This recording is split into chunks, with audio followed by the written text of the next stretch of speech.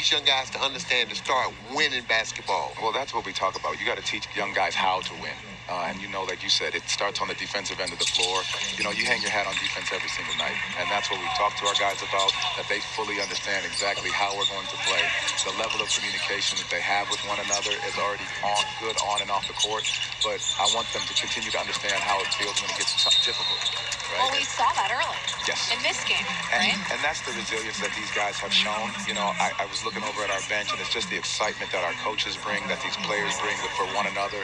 That's just like our regular season team. There's such a joy and a spirit. Like, our guys were all here during the first 2 games of the Summer League, but it's the support that they've shown each other, and that these young guys on the Summer League team recognize that and see that, and it carries over. All right, Coach, this is the tough one. As your talent improves on this team, how are you going to divvy up the minutes with young guys? It's different. Now, you played, I played.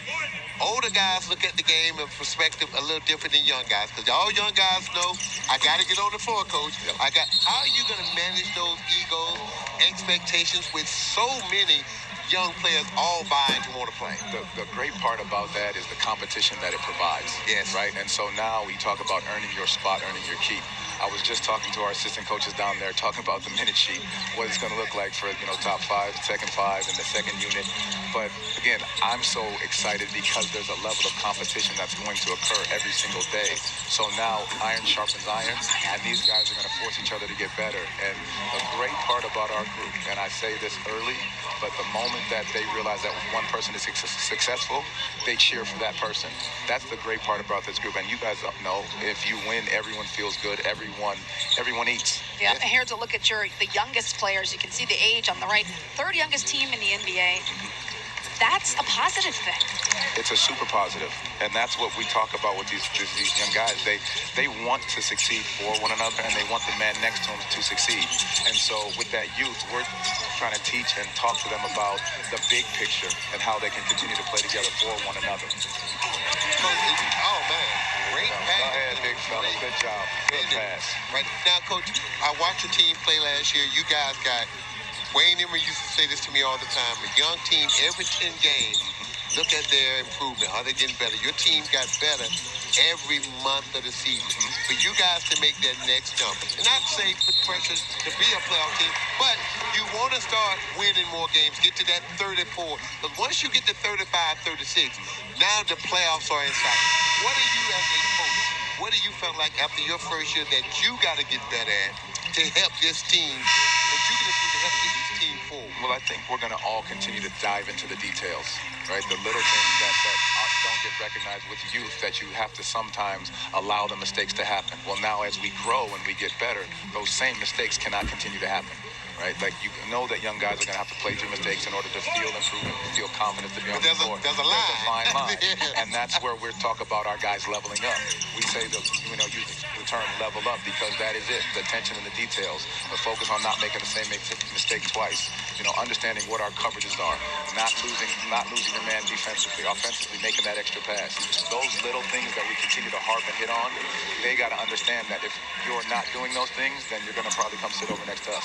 I like it. Sitting next to you, Coach, that's the teacher right there. That's when you learn. Absolutely right. Absolutely right. But our guys all want it. They all desire. Like we were talking about Wendell just a moment ago. His desire, his leadership, his want to get this team together and push it in the right direction. Coach Markelle Fultz. Yes. Veteran player, been through a lot. I'm just happy to see this young man back on the floor.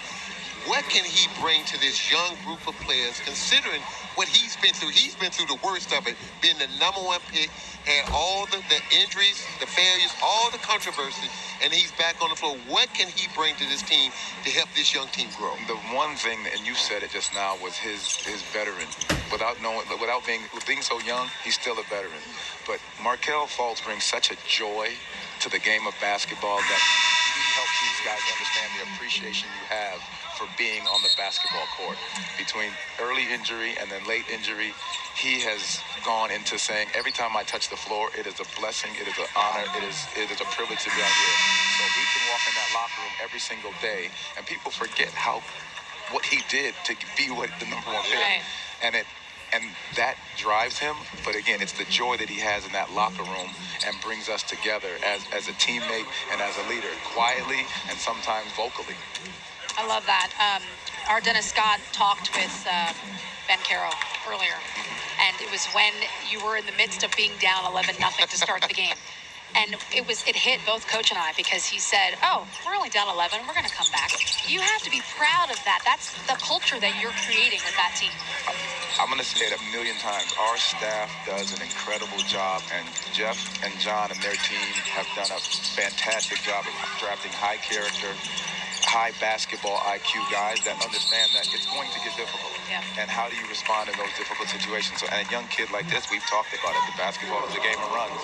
He sees that. We were down 17 last game, came back, and you end up losing by 3. But it's the resiliency that they keep creating for one another, knowing that it is a game of runs. Right. Dennis Scott has a question for you, I believe. Where are you, 3D? Hey, Jamal, can you hear me? How you doing, sir? Hey, there he There we is. go. Hey, look, technical difficulties there. Hey, Jamal, we use the word culture so much in our league in the NBA. How big is it for Paolo to come in and take the culture to the next level of playing the right way, being professional, and being accountable each night? Well, I think he's stepping right into what he just left at Duke, into a way of winning, basketball, understanding how it is about the others. It's about something bigger than you. And as he steps in with us, he recognizes that right away, and he can implement some of that with our older guys.